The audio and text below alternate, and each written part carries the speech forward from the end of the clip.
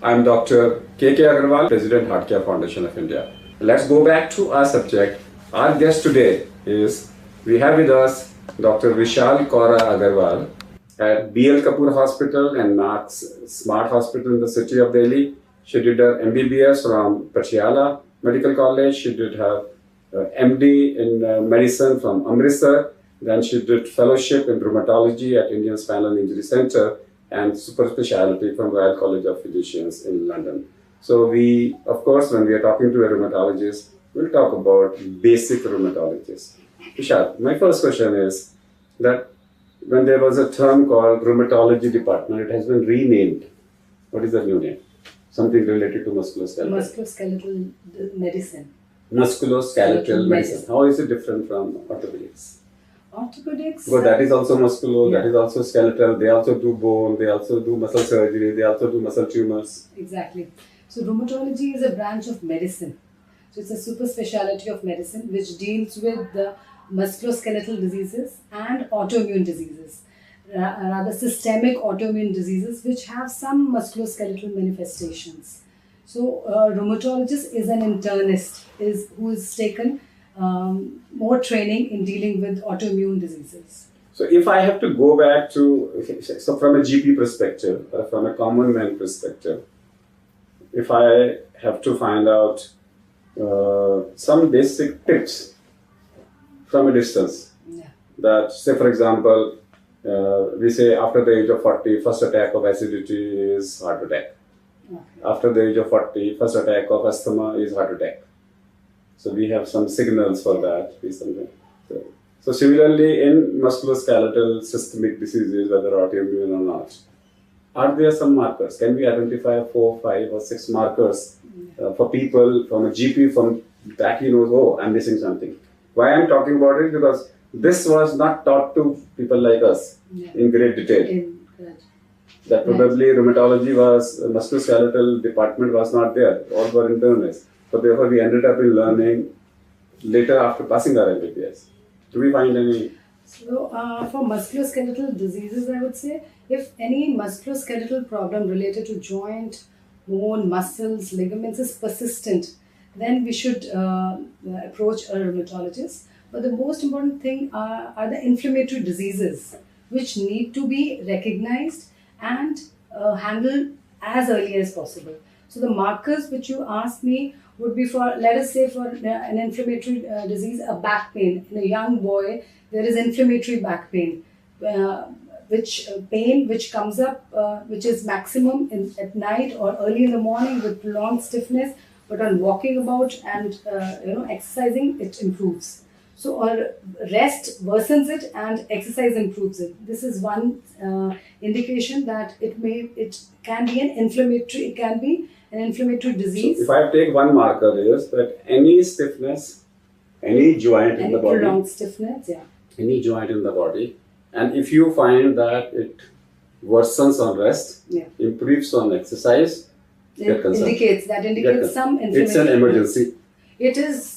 It cannot be ignored. It cannot be ignored. So it indicates inflammatory.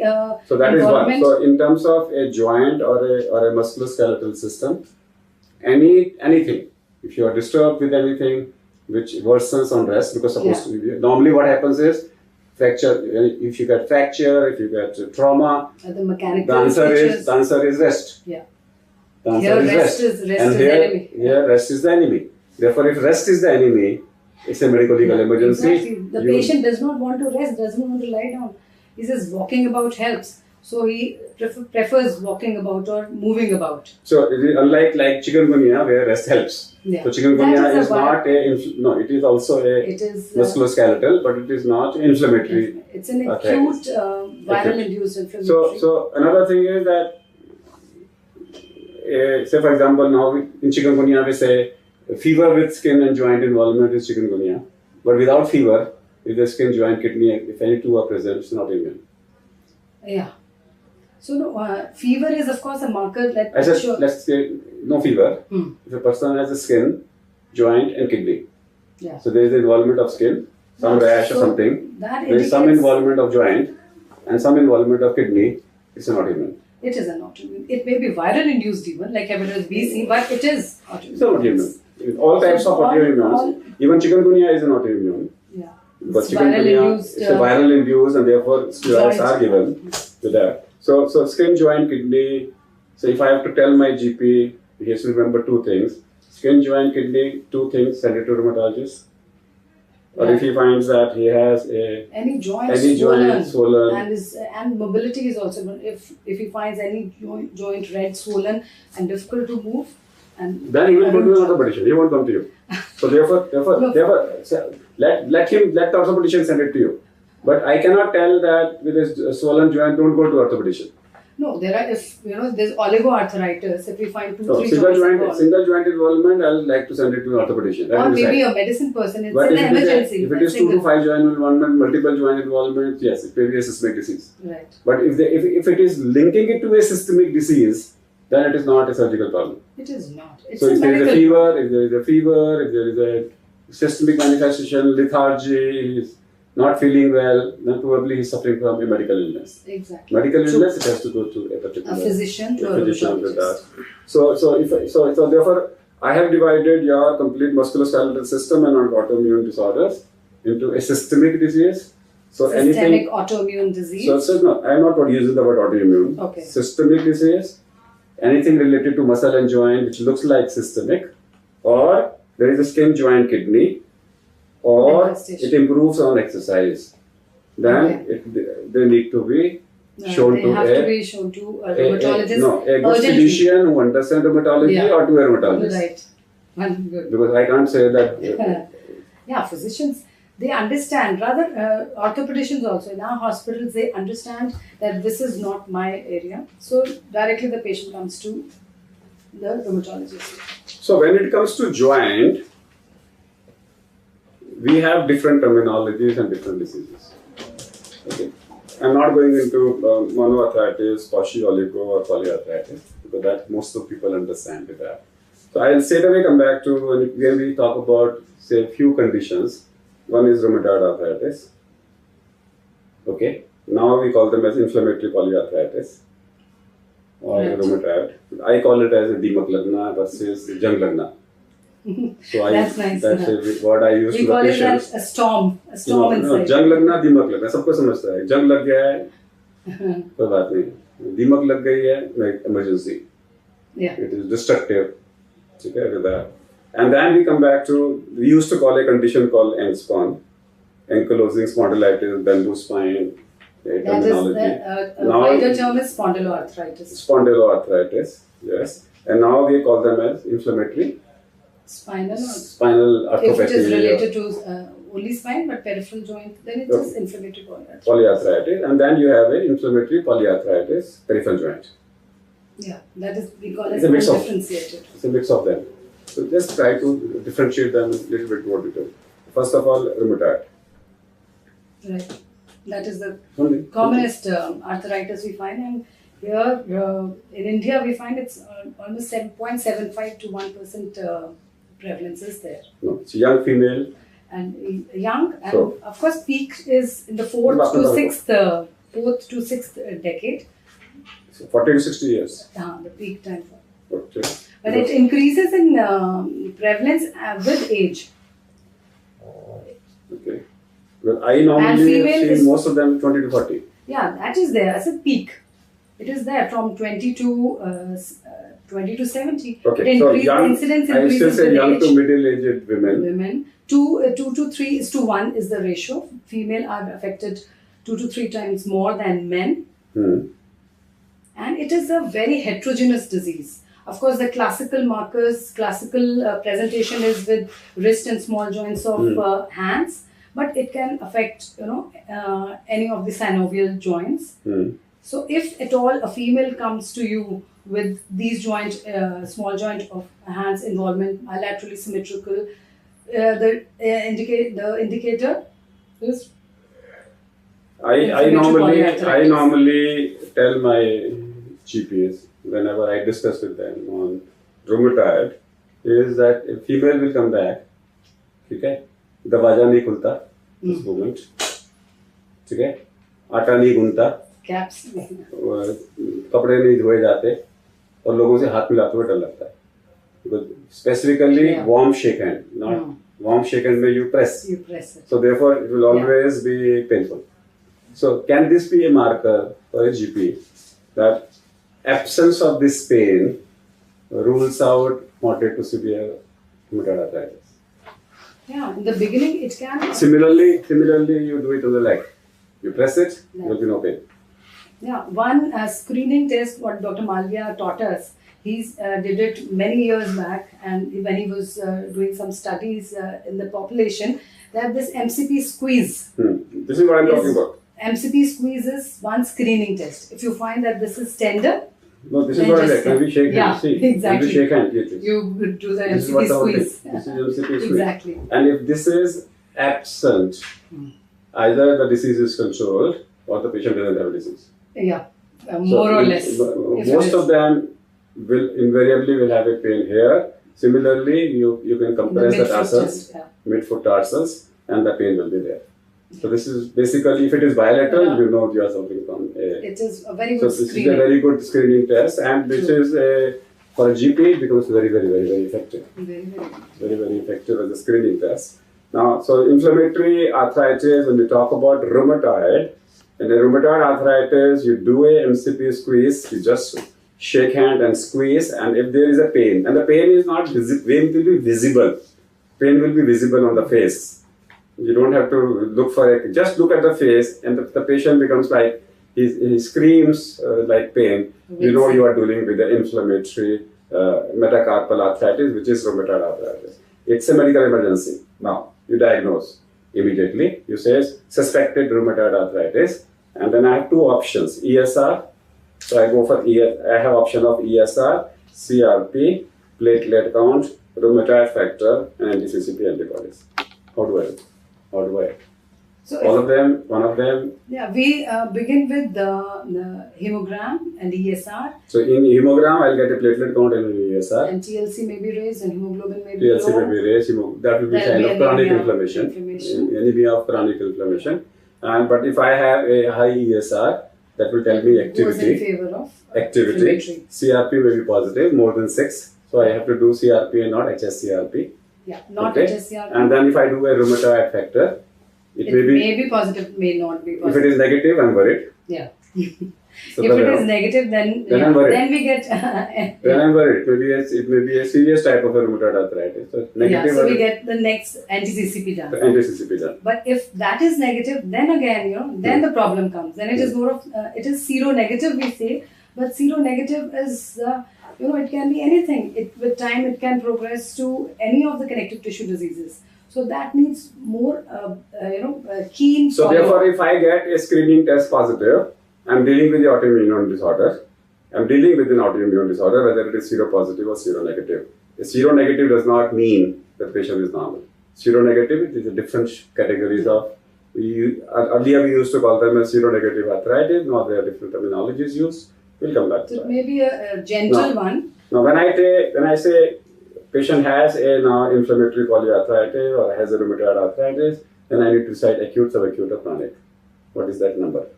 So, 3 rheumatoid months. arthritis, when we define it, is chronic. And in our recommendations, it is any pain more than 6 weeks. But with the latest guidelines, we can diagnose one joint with less than 6 week duration. Of course, we need to have acute phase reactants and the antibodies positive. So that would be acute. So anti-CCP antibodies will be positive at what time? They can be positive years before the onset of the disease. So that is no criteria, because it has been seen that anti-CCP is positive years before the onset of the disease. And one form of arthritis is palindromic arthritis, in which we find that anti-CCP is very high and the patient has pain, swelling, redness, comes, stays for a couple of days and goes away. And when patient comes to us, there is nothing. But if we take the history well and we find anti-CCP positive, that goes well in favor of palindromic. So anti-CCP cannot be false positive practically. Practically, when we have a clinical correlation, So, of clinical course, even correlation. tuberculosis can cause anti-CCP positivity. But Okay, so anti-CCP, if you do a clinical correlation, if you get, that's the most sensitive test, to get it done. Once positive, it will remain positive. anti-CCP is more specific. Yeah, it will remain positive. So it is not like the treatment will become negative. No, it may, So it is the not- levels may go down, but it is not a marker of activity. no, It's a marker it of is disease. not. It is not a marker. So like ESR, with treatment it will go Yeah, down. it will improve. Now, when I start my treatment, let's quickly talk about in rheumatoid arthritis treatment. The standard treatment is that you give them, first of all, you start with painkillers as a bridge therapy to relieve, and along with that, do we start disease modifying from day one? Yeah. It is a medical emergency, so we do not want to waste even an hour for that. So we start with the disease modifying. Disease So we start with modifying methotrexate injectable Yeah. from And- day one, weekly, Exactly. to be given with prednisolone, to be given with bridging of folic acid twice a week. Yeah, bridging therapy we do is short, maybe And 2 to then 3 months of steroid We therapy. can also give a 2 to 3 months of steroid therapy. How much? We give as I have learned from Dr. Malvia that we give a very low dose steroid daily, like 5 milligram of prednisolone daily, and one regime was devised by him which we give as weekly, like 20 milligram That of was used to Visalon be before methotrexate. before methotrexate. So it's So a you very take- low dose, you- 5 milligram of Visalon for a month, and then 2.5 And this, milligram then Visalon this next month. this with methotrexate, prednisolone can be taken out after a couple of months. Yeah. Then you continue methotrexate. Exactly. What So about hydroxychloroquine? hydroxychloroquine is all the patients we give. How much As, time it takes to act? It's a very slow acting drug, maybe 2 to 3 months its effect starts to begin So therefore, you can give hydroxychloroquine along with methotrexate. along with methotrexate. When do you call it as a failure? As a first line therapy, Folitrex and hydroxychloroquine, and with bridging therapy we give at least 6 months. 6 months. That, And at 6 months, if you find, It when do you is- shift? When you add Serrazoparin, when do you add other? It is the next at 5 to 6 months only when we find that Not before issue is that. not- So the first thing you give methotrexate and Yeah, we build up the dose of Folitrex up to and 20-25 milligrams. 25 milligrams. Okay, and then you can go back to Sequence is 2 tablets per day. Try it for 3 to 6 begin with. months.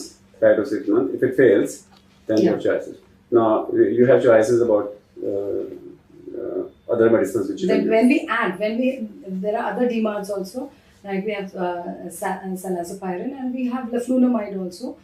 Of course, we cannot give leflunomide to in females with in reproductive time, but reproductive age. But others we can add leflunomide. So there is nothing like leflunomide, there is nothing like Salazopirin. All of us should remember that these two drugs are not available in our armamentarium. So our job is to stick to methotrexate and give them HCQS, and at 6 months, if we find no response, let them deal with it.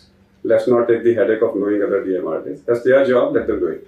That is, go to a rheumatologist. Yeah. But up to the level of So methotrexate and HCQS, Yeah. a senior physician, MD physician, and a senior orthopedist, if they want to treat, they should be able to treat. But other drugs, because other drugs are better, and then subsequently biologics, all this should be managed by a qualified rheumatologist.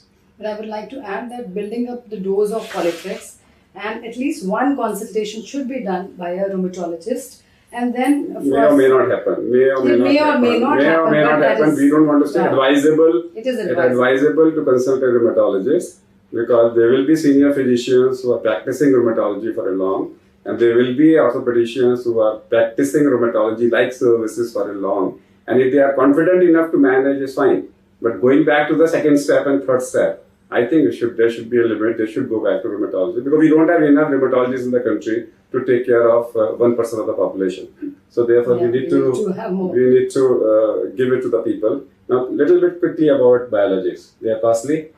Yeah. Okay. So I only want to say because adalimumab is now available in the country, which is cheaper, Yeah. which is subcutaneous, Every 2 weeks. Every 2 weeks it can be given, and therefore There are many of them which have come. Infliximab was there for last inflammation many is years. very costly. Yeah, that is still the best, but the most costly. And then there's the Turnacept is there. There's golimumab is there. These are the TNF alpha inhibitors. Now, if a patient is on TNF blockers, what precautions he needs to take? First of all, we screen the patient.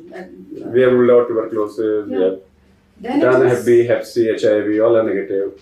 then lead a normal life. But at any point we find that there's any infection, and then we have to take a quick action. That is all we need to, because incidence of tuberculosis is more in patients taking TNF. Therefore, before we start biology, we always do a Montro's test, screen them, and if necessary, we do a gold interferon. That's one condition where still gold interferon is done, otherwise we don't do it. And we look for any marker of underlying tuberculosis which can flare up. Now let's go back from rheumatoid to seronegative arthritis. And there are, just to add, chikungunya epidemic is going on, and chikungunya can precipitate underlying seronegative arthritis. That means if the patient has psoriasis and he doesn't have arthritis, chikungunya is precipitating psoriatic arthritis, other seronegative arthritis. Therefore, in chikungunya, if you find a patient after a month, if his joint pains are still persisting, it can be chikungunya, but it can also be an underlying chronic seronegative arthritis which gets precipitated. So let's go back to the concept of seronegative arthritis, SSA, as we used to call them as long time back, and now we are calling them as inflammatory spinal arthritis. What is that?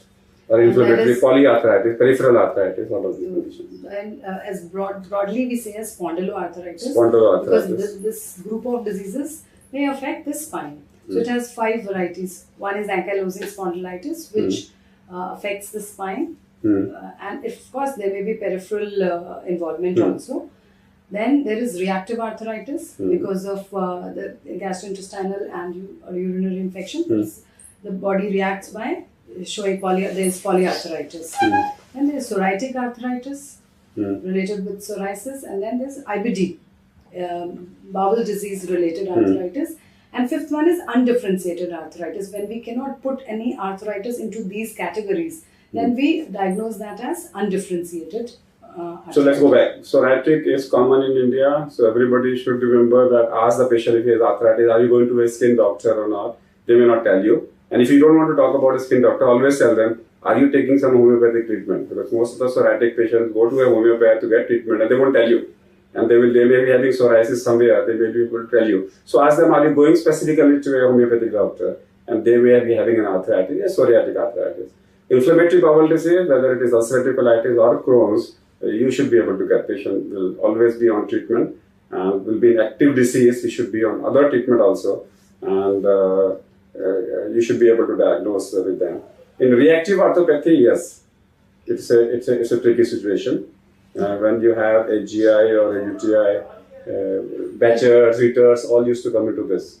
Yeah, Reuters is part of it. There's conjunctivitis and urethritis along with the arthritis. So Behçet's is that we take as as a different category in vasculitis. In vasculitis. And then there is an ankylosing spondylitis. That's something I want to devote to a couple of minutes, because I've seen many of my close known to people who have ended up into a complete disability because they did not listen to get treatment in time. So let's spend a couple of minutes in ankylosing. If you suspect ankylosing, a patient invariably will come with peripheral arthritis, with sacroiliitis, spinal involvement with MRI or with X-ray chest. And if you have a spinal sacral iliitis or a sacral involvement with peripheral arthritis in a male, it's a medical legal emergency. Again, these are the people who will have an improved back pain with walking, with exercise. Tell something more about handspun. So ankylosing spondylitis is part of spondyloarthritis, which in the earliest phase affects sacroiliac joint. And initially patient, because it is insidious in onset, the patient gets pain, patient gets buttock pain, gets relieved very quickly with the painkiller, and after a few months again he gets. So this keeps going on, and the patient comes to the physician after years together. And by that time, few of the patients have radiological changes. Like you get an X-ray done, there are sacroiliac joint changes, and that we call as radiographic, when the sacroiliac joint involvement has reached to a stage, like we say as this, there is a sacroiliac joint ankylosis, that's class 4, that is for sure, that is ankylosing spondylitis. And the stage 3. In much earlier, you can get a B27 done and find out. B27 is not very important that way. We need to make out, is there sacroiliitis or not. So in the in those patients, we are not able to make out any radiographic changes over the X-ray. Then we need to go in for MRI. So MRI, if it shows bone edema, if it shows inflammation, then it is sacroiliitis only. And so if you can diagnose it earlier, you should be able to. Yeah, it is the earlier the diagnosis, the better the prognosis. If a patient we are suspecting inflammatory spinal arthritis, we have the clues are peripheral, male, young. A male, of course, it is almost 3 to 5 times more common in males. But I would like to say that it is very much prevalent in women, and in women it is. The same thing for rheumatoid. That's predominantly of women. But it is ignored because females have back pain after pregnancy, but that is ignored. Okay. So in women also, if there is we say alternate buttock pain or there's low back pain, which is more of inflammatory, has inflammatory pattern, you need to go to a physician or a rheumatologist first. So rule out any inflammatory arthritis. So for inflammatory arthritis, we would first do an X-ray. If we find any radiological changes over the X-ray, then we don't know. Testing. Suppose I say MRI, testing is more of B27 positive or negative. Next. B27 is the CRP will be CRP and ESR. That indicates inflammatory element. Any other thing which we can do? So for those patients which we're not able to make MRI SA joints. So if there is a sacroiliitis, in those patients where we are not able to make out at all and one is not able to get an MRI done in poor patients, so an important test is NSAID. If we give NSAID, the patient responds very well. That is also specifically naproxen, an indicator of. So that's a clinical indicator that if you get a joint pain or a spinal pain which specifically responds to naproxen or indomethacin, NSAIDs will specifically. Naproxen is a very good anti-inflammatory agent. And indomethacin. And the best for spondyloarthritis is of course taurocoxib, but we need to see any hypertension. So if they respond to beautifully to anti-inflammatory NSAIDs, then we know that it is an inflammatory condition. Yeah. Okay. Now, if you have a patient with ankylosing spondylitis, what is the line of treatment? So first line of treatment is NSAIDs only. Yes, you continue NSAID as a therapy. Not as a painkiller. No. So NSAID in ankylosing spondylitis is a DMRD. Exactly. So it modifies the disease. It modifies the disease and you can continue it for 2 years. Yeah, 2 years, and then after that we do as a SOS. And then after, suppose you find a disease which is actual, not responding to NSAID, before going to biologics, what other options are available? What happens in very young patients, we try to, add SAS, lazopiral in them, and if that may help. But of course, in axial disease, it has been shown that it does not affect more. But in younger patients, may. And what about zoledronic acid and other things which we give? That had shown that there is some anti-inflammatory action if they're given with the methylprednisolone. But there are studies, and almost 50-60% of patients respond to that. But these days we have a variety of biologicals. So on NSAID failure, we go for biologicals. Lifelong. Biologicals. Lifelong. It is more of lifelong. So we do talk about. We have talked about most of the seronegative arthritis with that. And then we come back to now quickly to autoimmune disorders. And we did talk about skin, joint, and kidney. Whenever you get a skin rash, you have a joint involvement or a kidney involvement. A kidney involvement in terms of a cast or in terms of a proteinuria. And if you have a cast or a proteinuria, or if you have an RBC, we talk about skin, joint, and kidney. And whenever two of them are there, we know that it is autoimmune disorders. Let's classify autoimmune disorders, spend some time in autoimmune disorders. And let's also talk about certain factors. For example, SLE, scleroderma, undifferentiated, differentiated, different types of autoimmune disorders. Let's have a few words. So in connective tissue diseases, there is a long list, and most common is systemic lupus erythematosus. It could be Sjogren's. There could be which are not very uncommon in our OPDs. And for other diseases affecting skin and kidney, there are vasculitides. There could be small vessel vasculitis, medium vessel vasculitis, or the large vessel vasculitis. And the most important among the small vessel vasculitis, which could be very dangerous, are the anchor-related vasculitis. No, SLE is a multi-system disease.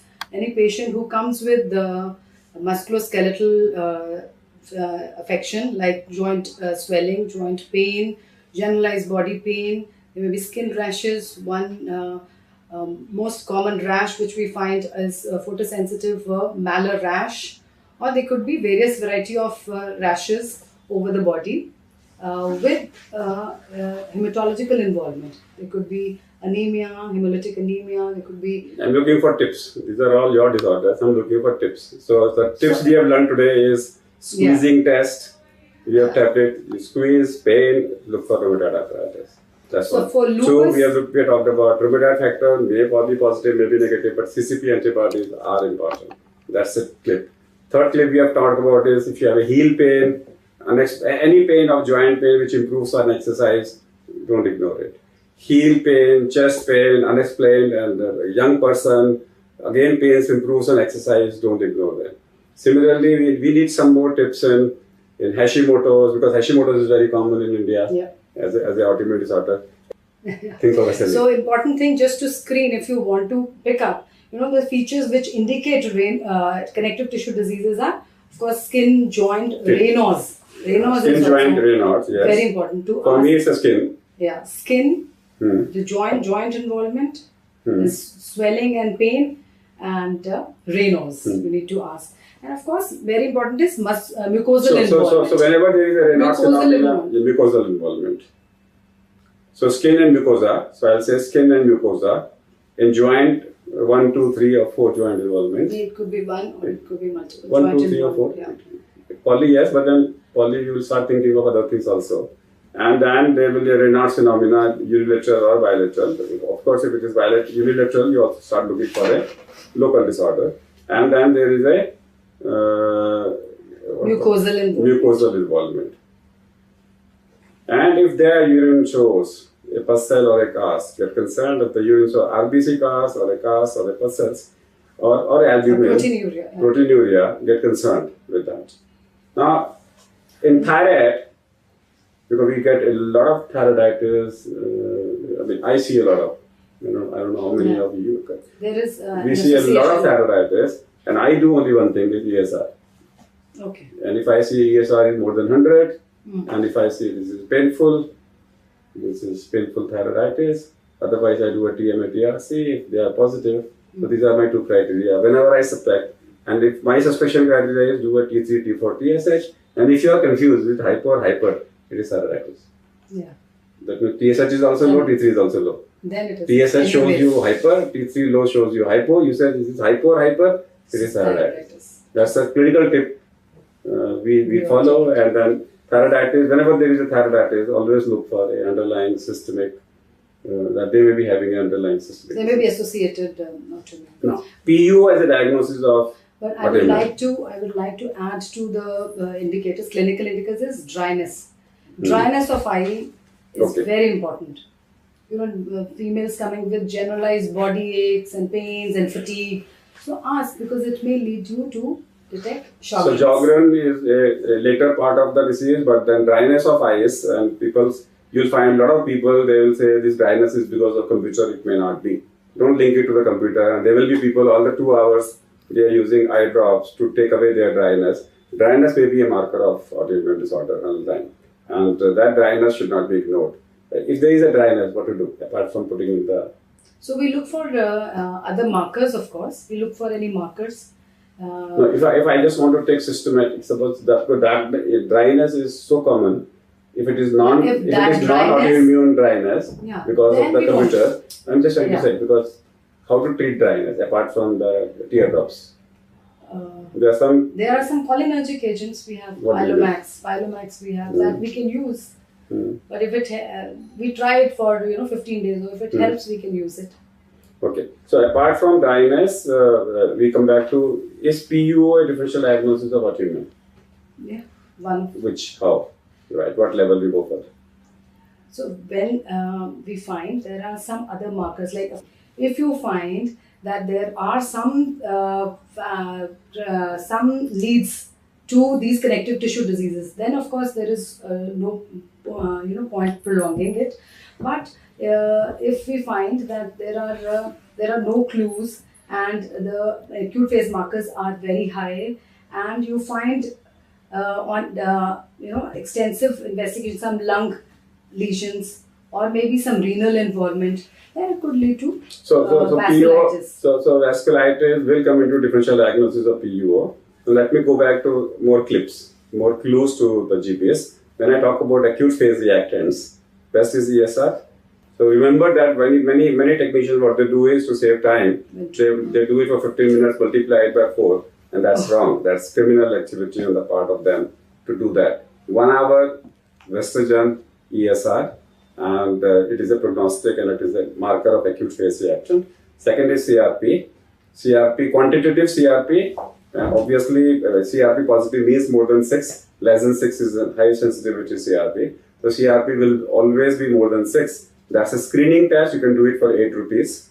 But when you do a quantitative, it costs money. So do a quantitative CRP to find out the levels of CRP, which will help you later. And then what about C3 and C4? C3 and C4, if we find that there are clues towards lupus, if there are some skin lesions, some clues are there, and we find ANA positivity, we will do C3, C4. But C3, C4 of course will be reduced in lupus, but they can be reduced in septicemia also. So there procalcitonin and CRP help to differentiate. So if C3, C4 are low, ESR is high. Okay. What about ferritin as an acute phase reactant? Ferritin is an acute phase Do we do it or we don't need it? We do it only when we are not able to make out anything for adult onset Still's disease. So my first is do a ESR and CRP. Yeah. Okay. And then we go back to the next step is the markers. ANA. Yeah. Which ANA we do? ANA by DSDNA, what we do? We do ANA by immunofluorescence, indirect immunofluorescence. So that is the most specific. What do I write? So ANA by IIF by indirect immunofluorescence. So that's the test we ask for it. When do we ask for DSDNA? DSDNA if it comes positive. If ANA is positive. Then we go in for DSDNA and other extractable nuclear antibodies. Like? They have a long list, SSA, SSB, we have all of them, SCL70, polymerase, and there are a long list of specific antigens. We normally leave it at DSDNA. So DSDNA and extractable. So if ANA is positive, then what will happen to DSDNA? That may or may not be positive. If DSDNA is negative, ANA is positive, then? Then still it can be lupus. So DSDNA we give importance. Of course, it is much more specific to lupus, but the importance we give is the renal and the cerebral involvement. So it also has been shown to go with activity of disease. So I would say that if you find a patient, suspect a patient with ANA positive, refer it to a rheumatologist, or you do a DSDNA if a DSDNA is also positive. Don't handle. Go to a rheumatologist, take directions, and ask them how to follow such cases, because therefore for that, don't use your brain, use their brain, carry on, do surrogacy, commercial surrogacy is banned, but do this type of a surrogacy, hire their brain and treat the patient. Spending time and learn more about chikungunya, which is rampant, because you are going to get not more than, maximum you are going to get in your life is 15 or 20 patients. Yeah, important thing I like to add that you find a patient like this, some little clues are there of lupus, but the counts are low. That also is very important. Leukopenia is one of the important markers. So low TLC is a bad marker. It's a sign of active lupus. It is, one manifestation. It's a hematological manifestation of... So quickly about scleroderma, I might have seen not more than 2 patients in 30 years. So this is SLE, yes. We do see scleroderma, then undifferentiated and mixed connective tissue disorder. In total, I might have seen 5. If I might have seen 5, that means it's not that a common disorder, but yes, are there any clues? So, clue for this is skin tightening? especially over the hands, sclerodactyly. That's much Face, later, earlier. The face, no, it starts the swelling. The important thing is to find out any swelling, bogginess of the fingers, and Raynaud's, accompanied by Raynaud's. So Raynaud's. So if there is a Raynaud's Raynaud's is phenomena, don't look, send it to them. Get investigated. Whether it is cryoglobulinemia, whether it is anything, get investigated. Now we used to do one simple test. What we used to do was, we used to take away the serum and patient's serum, and we used to keep it in the fridge for 48 hours. And we used to see precipitation of any cryoglobulins. Is that still valid? Yeah, that is Because cryoglobulinemia. we learned a lot of Jugaadu medicine, and this used to be one of them. So then that is cryoglobulinemia, and that can come in gamma globulinemia, and one of the viral viruses which can cause is hepatitis C virus. But in Sjogren's, it is very common. We can see cryoglobulinemia. Of course, in laboratory it is very difficult. I have never seen globulins coming positive. I have. So we used to do it. What we used to do was, we used to do it in every case of suspected. Okay. And we used to do it ourselves. So we used to get a lot of positive cases. Cryoglobulinemia. And that's how we clot retraction, cryoglobulinemia, ESR. This used to be our routine. We used to do it. And then we used to diagnose a lot of lipid disorders. We take a plasma, keep it there. And if the creamy layer comes, we know that this is hyperlipidemia. So we used to do a lot of clot retraction tests that used to tell us lots of hematological emergencies. We never used to do. Probably we learned. We never used to do CBC. CBC was banned in our hospital. Only peripheral smear. Only peripheral smear. Multiply the WBC by 2000 is the TLC. Okay. If the platelets are present in clumps, the platelet count is more than 1 lakh. And then check for malaria, the no parasite seen, no microfilaria seen. And then the microcytic hypochromic anemia you should be able to diagnose. So peripheral smear you should be able to diagnose everything. And if peripheral smear, if you see something, then go for testing. Otherwise it was a crime ordering for any test. Similarly in urine. If albumin is positive and sugar is negative, then go for blood sugar. And if albumin is negative and if it is urine sugar is negative, then no need. That's how I think we were treated. That's how we were. I mean, we were talking about. We were taught how when there were no investigations available. This is how we used to. And I think you would have much better understanding. We used to do sulfur salicylic acid solution. It used to cost us 1 rupee for 1 month, and then we used to do the sulfur salicylic acid. A kind of arthritis with an acute presentation. It can have acute. It can have a later phase, which is called chronic tophaceous gout. The important thing about it is that it is very. It can present as a medical emergency, and the most common joint involvement is the first MTP joint, which we call as podagra.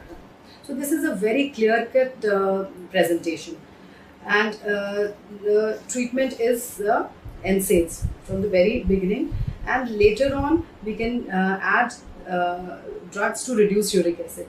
But what we find in our practice, that uric acid, whenever uric acid is there, or little high uric acid, so it is labeled as gout, and the treatment is started Zyloric, 100 milligrams, 300 milligrams started. So it is important to understand that disease caused by uric acid or hyperuricemia is gout, and that presents as acute gout or chronic tophaceous gout. There has to be arthritis along with that. And the gold standard to diagnose is to take out fluid from the joint and demonstrate crystals. That only can diagnose gout. It's a marker of early CKG in diabetic and hypertensive. If you get high uric acid, this may be a marker of hyperinsulinemia, this may be a marker of insulin resistance, and with symptomatic, you take away chini, chawal, maida, refined carbs, if you take away, the uric acid will go down. True. So unless the uric acid is more than 10, or if it is more than 8 and patient is symptomatic, then only consider about gout, otherwise it may be... If patient is symptomatic, then we will definitely treat. Yes, if the patient is symptomatic, then forget about the uric acid. But the regular pains and aches would not make it gout. If there is arthritis, then it is And then gout. in women, be cautious that the gout is relatively uncommon. It is, relatively We don't uncommon in take women. that it does not. Definitely in CKG, I do give Fabutas, I do give Yeah. the safer medicines to reduce their uric acid, because we have seen that if you reduce the uric acid, the burden to the kidney reduces. I don't know how correct it is, but we do give that. A little bit more on rheumatoid factor. So rheumatoid factor is an immunoglobulin to the Fc portion of our routine immunoglobulin. So that is an autoantibody, and it has been seen that it is present in normal population. Of course, its percentage increases with age. It can be present in 5% of population, in 40 to 60 years of people. But when it is there along with some disease, then we take it important, as the sensitivity of rheumatoid factor for rheumatoid arthritis, I would say, as 60-70%, but specificity is 80-85%. Okay, quickly, we have now, how much time is left? I think we have around 5 to 10 minutes left. Let's quickly have rheumatic arthritis. Rheumatic arthritis. A, poly. It can have multiple joints. It can have Non-deforming. non-deforming, Migratory. fleeting. That between stages, it will, in one joint it will be different stage, another joint it will be different stage. Young child, male Less or than female. 12. Yeah. Less take than it 12, male or female. It can be more than 12 if it is second time if it is coming. Okay. Second time as a relapse if it is coming. Non-deforming, seronegative. Non-deforming Non-deforming. and seronegative. It will never be that. That's one. Two. Now let's come back to rheumatoid arthritis. Women, Women deforming, in poly, polyarthritis small joint, peripheral, with extraarticular features. seropositive, systemic manifestations. We have inflammatory spondyloarthritis. Patient will present with again Buttock pain or buttock inflammatory pain, back pain. inflammatory heel pain, improves on exercise, seronegative, plus minus And improves with HLA-B27 NSAIDs. positive, improves with NSAID, improves with exercise. Okay, that's the third one. The fourth one is that if you have a psoriasis, if a patient has psoriasis, if he comes with the arthritis, then again it will be seronegative, poly or posse. That means posse means 2 to 5 joints, poly means 5 or more than 5 joints. And if you have a patient with that, you look for a psoriatic arthritis.